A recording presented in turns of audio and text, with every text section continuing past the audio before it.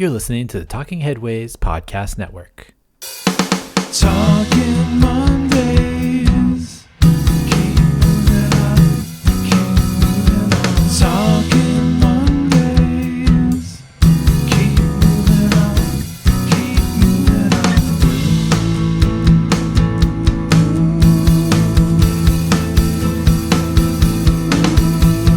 Talking Mondays. Keep moving on. Keep moving on. Happy Monday. This is Mondays at the Overhead Wire, sponsored by our super generous Patreon supporters. I'm Jeff Wood, your host, and joined by Han Solo. That's right. Every Wookiee's favorite right-hand man is here to share the news. As we do when we're Han Solo, we're going to share a bit of what's coming up on the Talking Headways podcast. But before that, I just want to say welcome back. We were away for a little while because I went on vacation to Arnold, California. I'll tell you more about it in the Puppies and Butterflies. But for now, let's get into some of that good Talking Headways discussion. We had Bill Fulton on the show recently with some great insights talking about mobility and migration and a lot of the really cool things that he's been working on over on his Substack. Take a look and listen up to that one if you get a chance. It's really good. Julie Kirschbaum of SFMTA was on the show. We didn't get too deep in the weeds and on the details of some crazy stuff that's been happening in San Francisco lately, but we did talk about some really interesting things as it pertains to what the SFMTA is doing, kind of some of the cultural stuff, including talking about SF City FC. Some of those things, it was really fun to talk to Julie about that. And I think she had a good time as well, which is always comes through when you have people on the show that enjoy being there. It always comes through. It's not combative. It's more fun. We had Steve Davis of Smart Growth America to talk about Dangerous by Design, their report that they've done for the last 10 years, I believe. And also we had recently a bus customization episode. We had a discussion with Lisa Jerem of APTA and Philip Plotch of the Eno Center for Transportation. That one has garnered a lot of interest, a lot of people listening to that one and really excited about what was said there, and some amazing emails that I got for that one too. I got a ton of emails for that one actually, so it's good that people were listening. So go check that one out if you get a chance. We were off the week that I was away. We did a rehash episode or a replay episode. And we had one of my favorite episodes on the Monday show. We also had a Thursday episode. Actually, because we have Patrick Kennedy coming up, we played an episode with Megan Kimball, and because some of the stuff we talk about in Patrick's episode is related to that. So if you get a chance, go back and listen to Megan's episode as well. We put it in order. So it was 2 episodes ago, I guess. And then before that, we had a Monday show with one of my favorite episodes of all time. It was great, talking about kids and transportation. So check that out if you get a chance. I just recorded an episode also with Karen Cito and Ju discussing their Urban Pulse model, where they take satellite photos and they look at them every 3 days for a long period of time and look at how cities change. They did 6 cities, but it's a really fascinating discussion about data, remote sensing, and some of that stuff. Josh Shank is coming on the show to talk about his new book, New Tricks for Old Bureaucracies. We'll have that recorded probably next week. Wendy Zhao is coming on the show to talk about her dissertation about access at USC. And I have Christoph Spieler's book, and I'm going to email him soon and ask him if he wants to come on the show. I'm sure he will, because Christoph and I are old friends. So I'm looking forward to that too. Transportation and the Shape of Cities is the name of that one. It's all about geometry in cities. So there's so much out there that we're doing. Stay tuned. We also have, I promise it's coming up in the next month, maybe this week. I don't know. But yeah, my Greenbelt Kingwood episode that I've been talking about forever will be coming out soon. I have the new audio recorded. I've been editing it. I'm almost done with it, fixing it up. And I just had to move a couple things around to make sure everything was correct, but it's almost there. So I kind of want to make a YouTube video of it too, but I don't have the video available. I don't live near Kingwood. I might ask some friends to have their kids, friends that are still there anyways, have their kids maybe like pay them a couple bucks and go out and film the Greenbelts or something. Maybe that would be helpful. There's a lot of historic archival pictures and things I could use, NASA stuff, because yes, NASA plays prominently in the discussion. So lots of really interesting things. Maybe I'll do a video. Because I've been working on it for 2-3 years now, and I've been talking about it for so long. A video would be great to put up on the internet to show kind of what I'm talking about when it comes to Kingwood and our network. So lots of stuff going on. Stay tuned. It's going to be really great. Yeah. So Thanks to everybody who's ordered the bus and bike scarves. If you'd like to order one, just head on over to theoverheadwire.com or email me at theoverheadwire@gmail.com. Also, I've been loving the pictures of folks wearing their scarves, sending in at rallies, events, those types of things. That's what they're for. Keep sending those pictures in. And as we always note, we all really thank everybody for supporting the show, whether that's on Patreon, patreon.com/theoverheadwire, or buying books off the bookshop site, bookshop.org/shop/theoverheadwire. Somebody went wild lately. Like a month ago, somebody decided to buy like 5 or 6 books, and then somebody came back this month and bought like 10 books at a time. That's awesome. I really appreciate that off of our list. So we've got almost 100 books there from the authors that we've talked to on the show. Check that out if you get a chance, bookshop.org/shop/theoverheadwire, and you can find any of the books of the authors that we've chatted with, which I find really helpful. When I'm actually telling people about books, I'm like, I have to go back to my archive there on Bookshop and see which ones I thought were amazing and which ones I thought were super great. And then also, folks can support the show by ordering Cars or Cholesterol t-shirts or any of the merch that we can dream up through TeePublic. The congested heart image was designed by Richard Wazensky, bit.ly/Cars or Cholesterol. You can find Richard at Dick David Sketches on Instagram. I highly recommend checking that out, especially around Halloween time. He's got lots of robot drawings. Very, very cool. Thank you, Richard, again for that. And we also strongly suggest that folks sign up for the newsletter. We've got a YouTube explainer up that discusses our archive of over 116,000 items tagged by topic and city.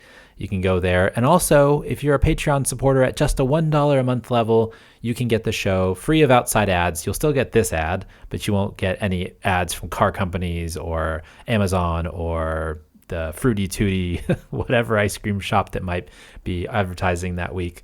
But you can get this show for $1 a month. For no advertising. That's just like 25 cents an episode, even less if you listen to the Monday show, because we usually put out about 6 episodes a month. So check it out, patreon.com/theoverheadwire. Also, thanks to everybody who's listening.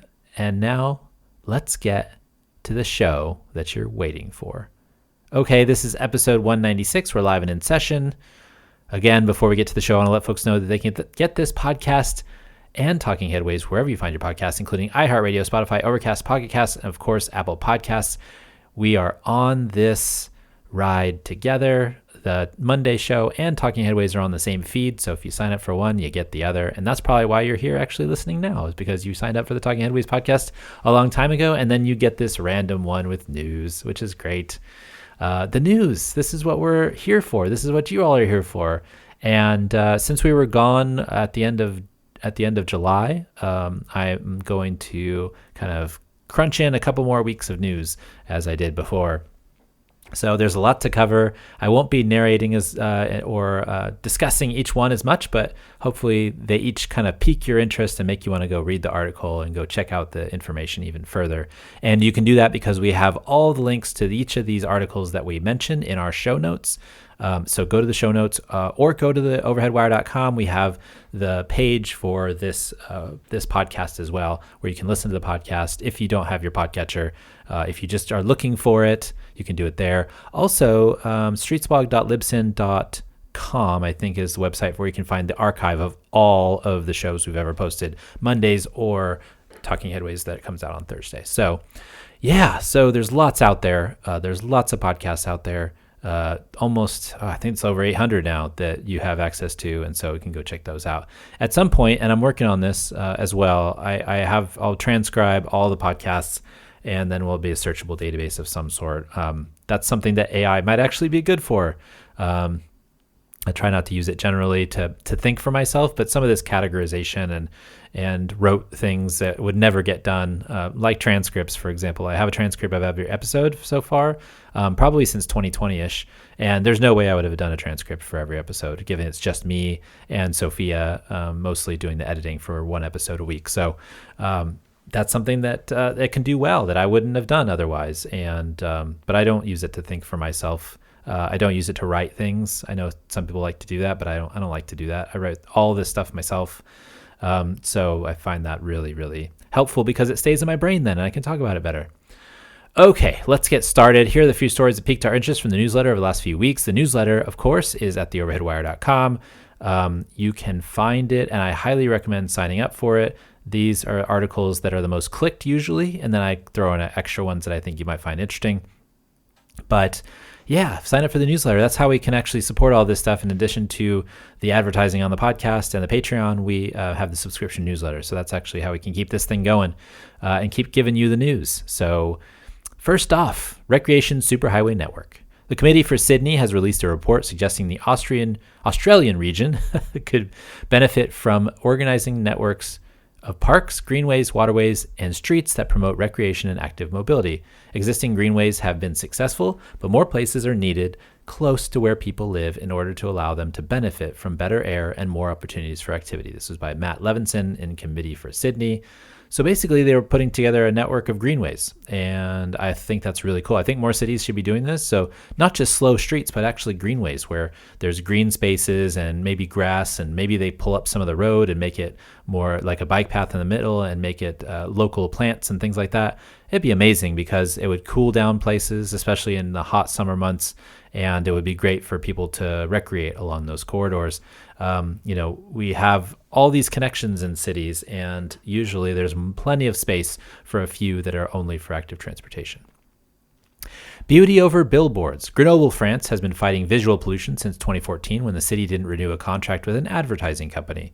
Now the city argues that the move also helps small businesses compete and reduces negative imagery that promotes consumption. After taking down advertising on public property, the city has also legislated more restrictions on advertising on private property as well, resulting in the removal of 117 billboards. Though with digital advertising and less focus on cars, billboards and outdoor ads are less valuable to advertisers these days. Peter Young in Reasons to be Cheerful. Use advertising is really annoying, especially if it's like really over the top and crazy. Like if you drive from the East Bay into the San Francisco, when you get off the bridge, there's all these like billboards about AI and other advertising, and it's crazy to see how much is out there. It's bonkers to see how many billboards are actually on each of these buildings, and it's a little bit overwhelming. I'm sure it's distracting for some of the drivers too, who might be reading about some weird AI inference thing. But yeah, there's too much of it. And actually, there's an article in NPR saying the AI advertisements are actually only for AI people, and not really for the plebes or the normals like us. So that's really a weirdo thing too. So yeah, so it's cool that they can get rid of, and Grenoble did this and kind of reduce the advertising. And I like I like that angle where it actually helps the local businesses too, because some of those small local businesses, those are the ones that can't afford to advertise. And so it's really, really helpful, I think, to start thinking about that the way that you can actually help businesses in your city, which is not allowing a McDonald's to have a 10-foot ad right in front of your most important scenic route or something along those lines. Housing bill passes. The 21st Century Road to Housing Act has been passed into law after a 10-day time period without a veto. The legislation, which is the largest on the subject of housing in decades, has a lot of provisions people hope will result in more housing. Limits to institutional investors, a grant program to develop pattern books for ready-build housing, and environmental review limitations are just some of the new rules in the bill. This was by Stefan B. Saha in NPR. There's also a really good cover from the Bipartisan Policy Center, which covers a lot of the stuff that's in this bill. I'm not going to go through all the details, but that one, which I'll link to as well, I'll actually link that one. I'll take a note here to link to it. But yeah, the one in the Bipartisan Policy Center, there's a really good kind of overview of what's in it, including like the changes to manufactured housing and some of the other stuff that they put in there. Obviously, this bill we're going to be finding stuff in it for a long time just because it's hard to read that, whatever 1,000 pages or so are in these bills. But I think it's really helpful that some of the folks like the Bipartisan Policy Center are going through and taking a look at what the benefits are. And there's been a lot of explainers from a lot of think tanks and stuff like that about what they feel are the best things in this bill. There's also a lot of negative stuff, like people are just don't like it for some reason or another, or don't like that something didn't make it into it. But for the most part, I feel like I've seen a lot of positive stuff. And I think people are just clamoring for some housing bonus change because of the housing prices and stuff like that that's been going on. Truck pollution could increase. The Environmental Protection Agency is looking to allow heavy-duty trucks to pollute more by rolling back clean air regulations from 2023. The changes would allow companies making trucks that will be less durable and more polluting over the long term. Heavy and medium trucks are responsible for 58% of nitrogen pollution while only making up 13% of vehicles. This was by Maxine Joslow in New York Times. So basically, there's like a bunch of truck manufacturers that lobbied the administration saying, we can't make these clean air regulations that the Biden administration passed. So can you like let us off the hook? And the current administration was like, yeah, sure, we'll do that for you, which is ridiculous. So basically, it's allowing companies to keep making diesel trucks and others that will basically make it so that the vehicles are more polluting. And it's frustrating because we really do need to reduce truck pollution.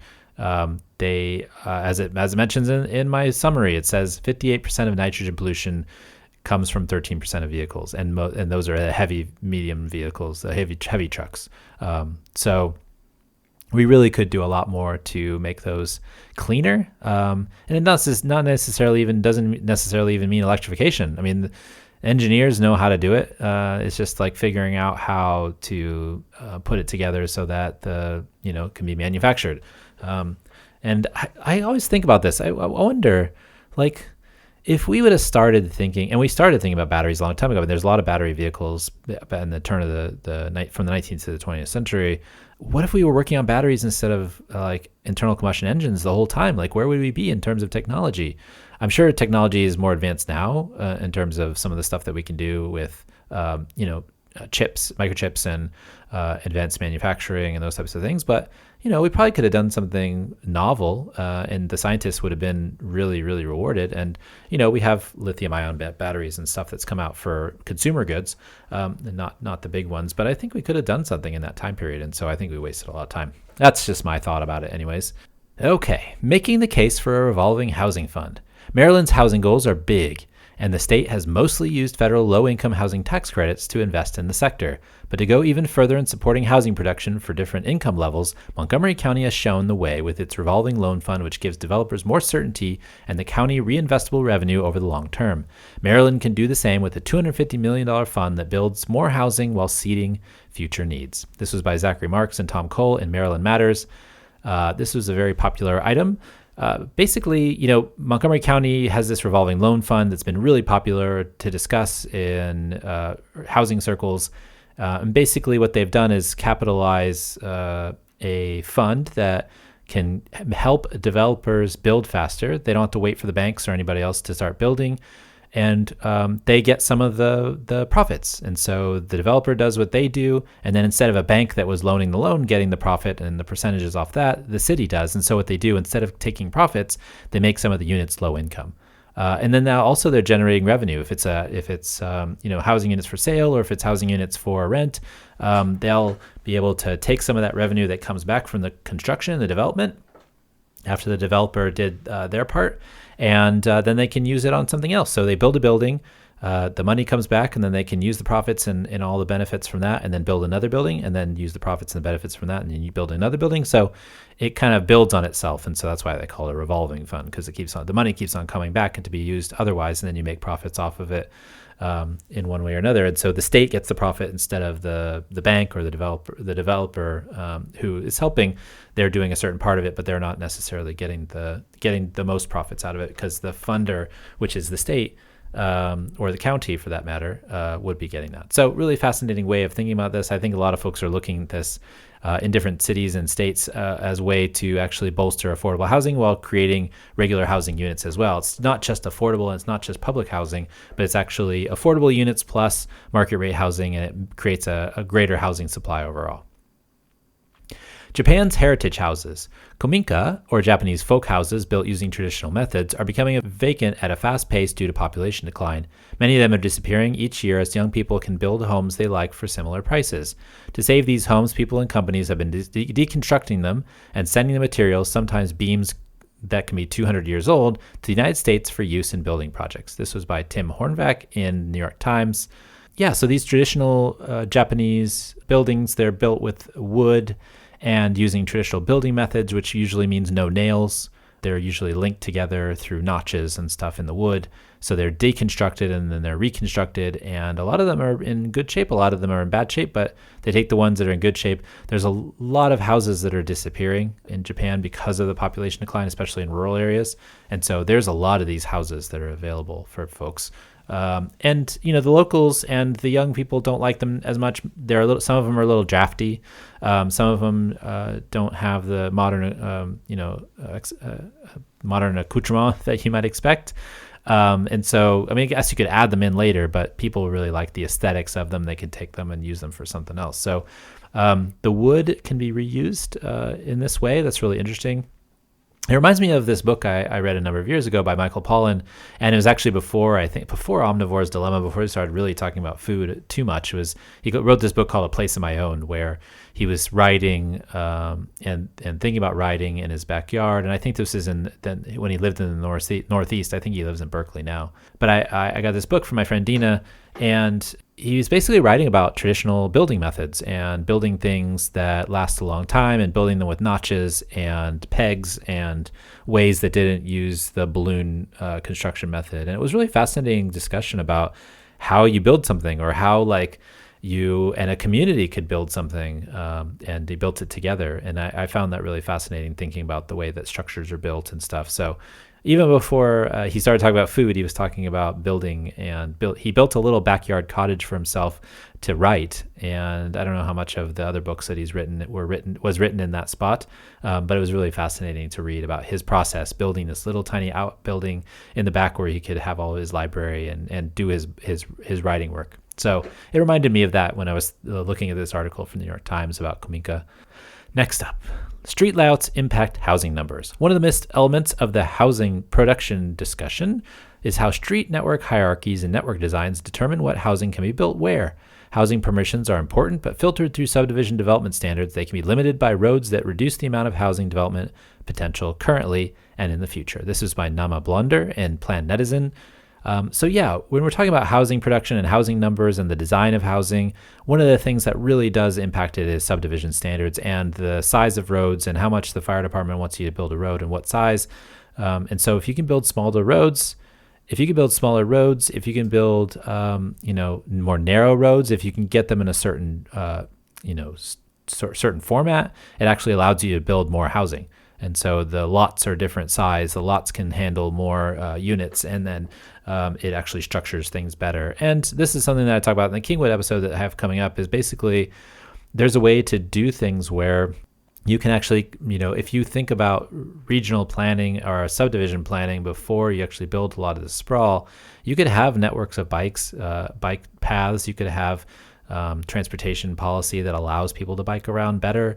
You don't even have to have it on the roads, but if you leave space between some of the houses and things, you can actually create networks that actually work for people, that actually allow them to bike and stuff like that. So I found that really interesting, her discussion about the street layout specifically, and how that impacts housing overall. It's a really cool article. Reducing the stress of delivery drivers. New research shows that delivery drivers can benefit from curb management practices that reduce stress and improve working conditions. By allowing for 90-minute delivery windows with reserved space, Borough Market in London has been able to reduce increased driver miles. The study also found drivers' stress levels increased when looking for parking. This was by Tom Stone in Traffic Technology Today.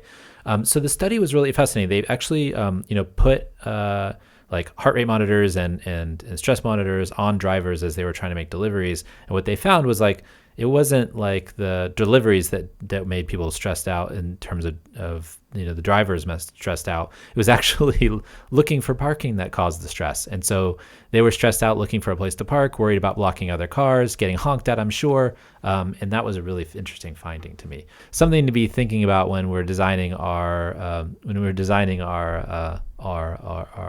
delivery policies or our curb management policies. I sent this one to Chrissy and she really liked it. $200 to work from home. A California landlord included a $200 additional fee for people that would be working from home in a rented property. Some landlords around the country are adding more rents in order to cover the cost of electricity and heating, but this particular listing has since been taken down after igniting a firestorm of criticism in an already expensive housing market. This was by Jessica Guin in USA Today. Yeah, so landlord, he's like, okay, if you're going to stay and work from home, you get an extra $200. You have to pay an extra $200. which I guess is like rent for working there because he has, electricity and heating and other things. But I think it's kind of silly. If you're going to rent to somebody, you can expect that they are going to live there, not just be there a part of the time, but that's where they live. That's where their house is. That's where their bed is. That's where they're going to keep their heating and air conditioner on anyway. So, I don't have sympathy for that. I don't know why, because I think that if you're going to charge rent, you just charge rent. That's what it is. You can have like utility fees, or you can have internet fee, or whatever it is, but don't give people a $200 extra additional fee. I think that's probably why it got created a problem for those landlords. They took it down. I think it was in Walnut Creek. USD removes time-tested safety recommendations. USDOT has quietly taken out speed cameras, bike lanes, and other safety practices out of a list of proven safety practices shown in decades of research to improve road safety. Experts believe the changes aren't actually about safety and go against clear evidence while the DOT continues to dig in its heels, claiming falsely that taking away space from drivers increases congestion. This was by Joel Rose and NPR. Yeah, one of the things that's really bothering me lately, and I think it's bothering a lot of you, is that the administration decides that they don't like something and they try to turn it into a political football, but they ignore all the evidence that actually exists about these things, whether it's bike lanes or whatever else. I know that people get upset about bike lanes or pedestrians or whatever else because they have the car brain going on and they have the windshield perspective, but that doesn't mean it's not true that bike lanes don't help cure congestion. I think it's just a way that they know that most of the voters that vote against them are people who support these types of things. So anything that could rile up those voters and rile up their base is something that they should be punishing or be bad. So it's super frustrating. I don't know why they're doing this. I actually do know. I just said it, but it's still frustrating, and it's really goes against evidence-based information, sharing and best practices. So I hope that when we do get a new administration, or at least if we get a new Congress, that some of this stuff dies a horrible death, because it's ridiculous they've done this. Circularity in architecture. Much like single-use plastics, buildings in cities are often poorly constructed and aren't built to last. Given the enormous amount of emissions that come from the built environment, there's an imperative to consider the recycling of building materials. There are many strategies that can accomplish this goal, including adaptive reuse and reversible architecture, which can be expensive. But given the stakes, it's possible we can't afford not to try. This was by Rick Cook in Common Edge. We should be building buildings to recycle them. We should be able to use and reuse a lot of things. Here in my basement, we actually reused a lot of the doors that were already down here that were taken from upstairs. And so I put up a door. I'm actually, the door to my office is actually an old door that was actually originally from the building. So trying to reuse as much as possible. I also have these redwood beams that are in my contractor's his storage space in San Francisco, and I think he just doesn't want to give them back because they're redwood beams. They're probably from when the house was built in 1892, and I guess I don't mind him holding on to them because they would just be sitting in my backyard. But I'll use them for something at some point. I'm not sure what, but I do want to reuse them because it's silly to get rid of them. They're a redwood tree that been cut down, and so it should be used until it's disintegrated, basically. And so it's not disintegrated. They're in good shape, and I'd love to use them to build something out of, though building things is expensive, of course. We tried to get a table built out of them. I asked a carpenter that I know, and he was like, yeah, that'll be $6,000. I was like, I don't know. I don't have $6,000 right now to do that. So they're there. I have them, and we should reuse things if possible, reuse buildings, reuse materials. I'll get to it eventually. Colorado River's low water. Drought, climate change, and water use have led to Lake Powell and Lake Mead to a 70-year record low water level. Researchers believe that low levels along the river should be taken together, considering their interconnected fortunes. The shortage is setting up legal fights over water rights between states for 40 million people. This was by Alex Hager in Utah Public Radio. We talked about the water issues in Las Vegas, El Paso, and in Tucson and other places, Phoenix. And a lot of them are doing really well in terms of recycling water and using it over again. I mean, there's a lot of recycled water. They do way more than anybody else in the United States. But the area is just growing so much, and there's just so much more water use, especially in California along the river, the Colorado River, but also just in Arizona and New Mexico and other places. There's just so much water use, and it's hard with a drought and 40% reductions in water levels. It's crazy. It's just crazy. I don't know what they're going to do, honestly. I mean, some folks have discussed these crazy, silly, ridiculous plans to go from the Gulf of California to, basically take water from there and then go north with a pipeline, do desalination. I mean, San Diego has done desalination, and the cool part about that is that they've actually reduced the need for water from the Colorado River, so they're actually saving people's butts. But, I just don't know how Phoenix or others, I don't know how they get water, honestly, in the future, if it's going to continue like this. And the Colorado River, if it keeps not snowing as much as it does, and there's just not enough to go around, I don't know what people do, honestly. And really, whether you should build there or not is a ridiculous question. It might be cheaper and there might be an economy right now, but I don't know about that in the future. I just don't know. It seems ridiculous. Okay, bonus items. Here are a few bonus items from the last few weeks that I thought were interesting. I'm going to go through these rapid fire just to get through them, so we can get you some more articles than normal. The San Antonio Department of Resilience and Sustainability will be continuing an e-bike rebate program that will give $1,000 for 181 low-income residents. The funding comes from a U.S. Department of Energy efficiency grant, Smart Cities World. Oregon is overhauling the state's recycling rules, and a new law requires companies to pay for packaging disposal costs. The costs are dependent upon the sustainability and recyclability of the packaging.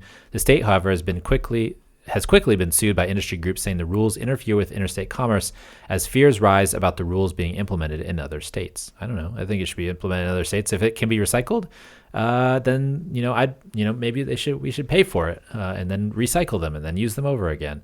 Packaging is a big place for good economic. Packaging is a good place for eco recycling and eco-friendliness. I think that has been overlooked for many years. In Chicago, a bike lane ticketing program has fined the big three delivery companies, not including their numerous contractors, over $500,000 over the last year and a half. $2.6 million in fines have been levied overall. This is the Chicago Tribune. Yeah, the cities can get tons of money from these delivery companies because they're parking all over the place, illegally many times. That seems to be a problem.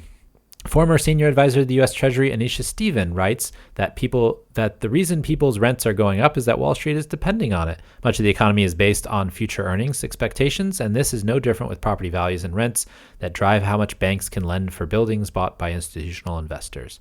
This is in Time magazine. Yeah, it was a very progressive way of looking at Wall Street and their impacts on housing prices and also rental costs and prices and things like that. Very interesting look. I found it really fascinating. That's why I shared it. But I highly recommend reading the piece because there's lots of really good angles. A new study from the University of Virginia found that people who benefited from legislation created to help refinance homes after the Great Recession were more likely to vote in the 2012 election. Researchers say greater policy engagement led to more voting, especially among independents and unaffiliated voters. This was in the Virginia Mercury. So, contrary to what people have said, I feel like if the government can do something for people like it did here, then people are more likely to engage with the government, which is voting. I find that really fascinating. They actually found this out, and they were actually able to put some numbers behind it, because it's really interesting that we talk about sometimes we're like, well, you shouldn't do that because it doesn't matter and voters don't care, but they actually do care.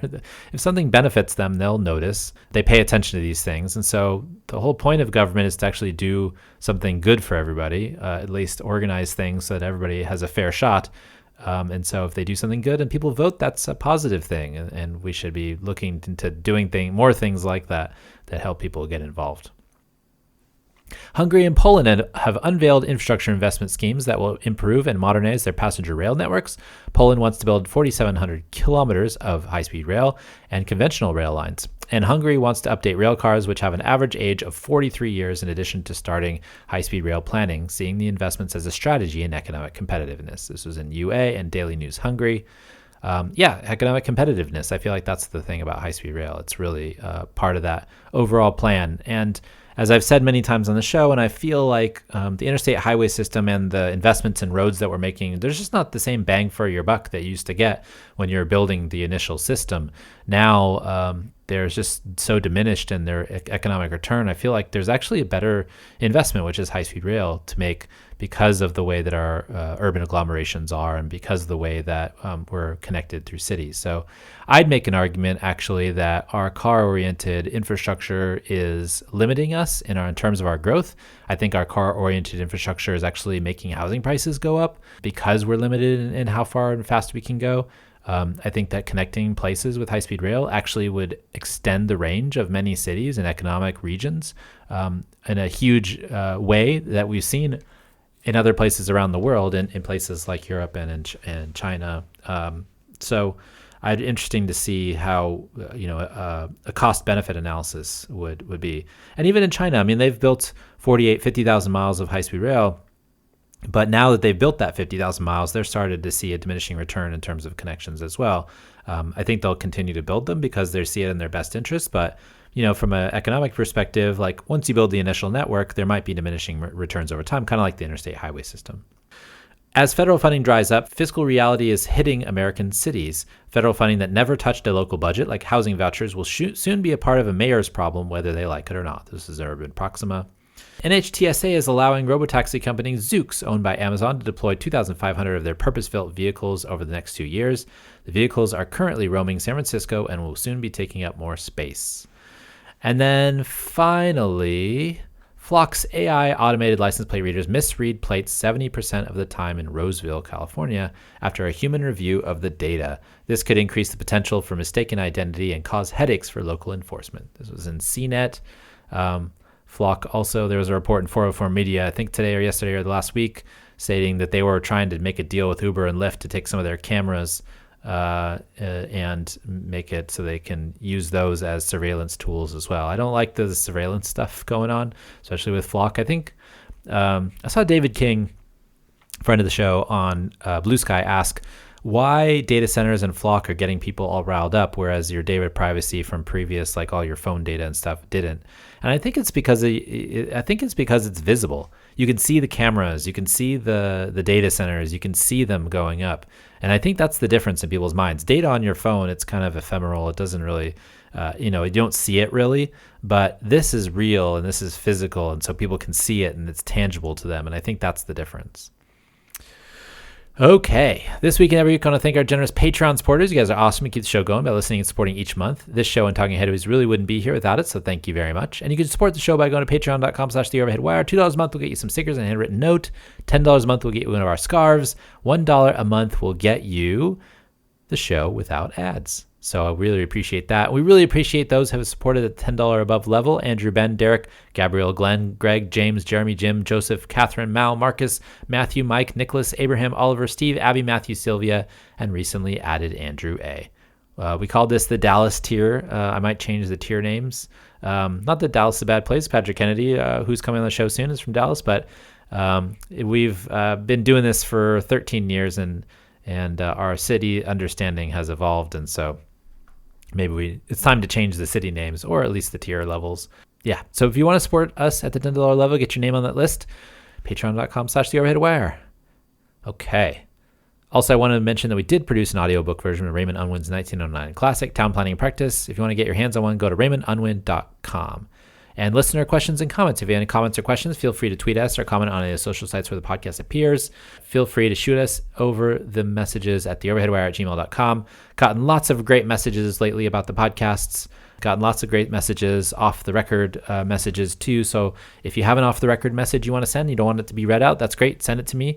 If you have an on the record message you want to send out about something that was said on the show, you can send those along too, theoverheadwire@gmail.com, and we'll read those out. So Puppies and Butterflies is the part of the show where we talk about something fun, interesting, or maybe doesn't fit in the other sections. There's a new Star Wars show, a Star Wars Visions show called The Ninth Jedi. I'm through 4 episodes, and I'm finding it really great. I'm finding it really great because it's not tied to the rest of the Star Wars universe. If you kind of understand generally the lore and the idea of lightsabers and stuff, you don't need to know anything else to watch this show, which I think a lot of people kind of get bogged down by, what do I not understand? What do I need to follow? And that's why they liked Andor. That's why they liked the first season of Mandalorian. And this one goes the same way. It's actually just Star Wars and Lucasfilm basically gave an anime company who had worked on their Visions project, where they let Japanese anime studios, kind of come up with ideas for just quick vignettes of Star Wars animation.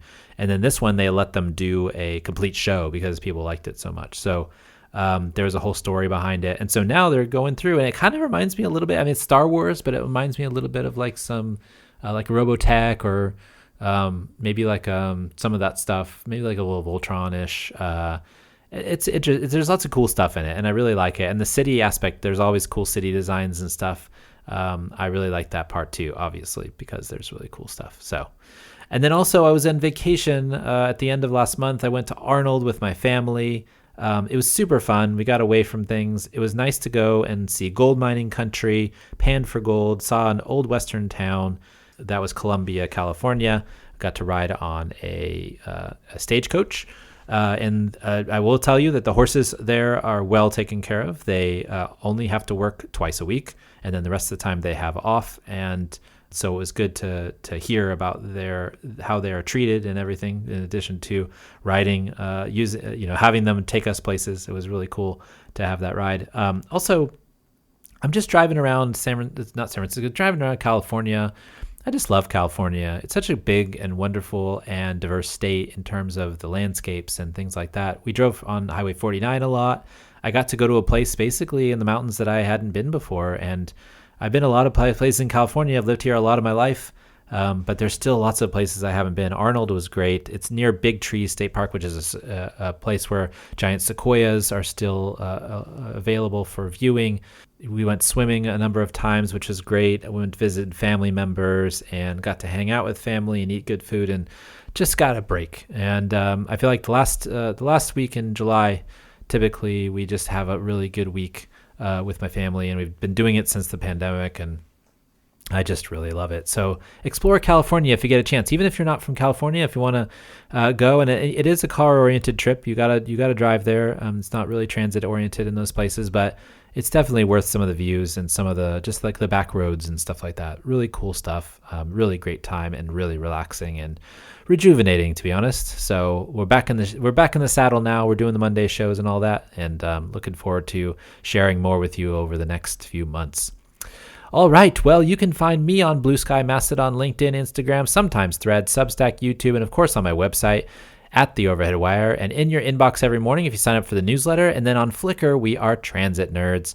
You can also find my writing on the Overhead Wire blog on my site, which is then also cross-posted to the free version of Patreon and Substack. You can actually be a Patreon member for free. You get some of the writing. And then there's just too many places to post these days. So thanks for joining us on Mondays at The Overhead Wire. Thank you to all our generous patrons and everybody who supports the show and listens to the show. We really appreciate it. Thanks for sponsoring this week's podcast. Thanks you for being here and listening to me babble on about urban planning stuff.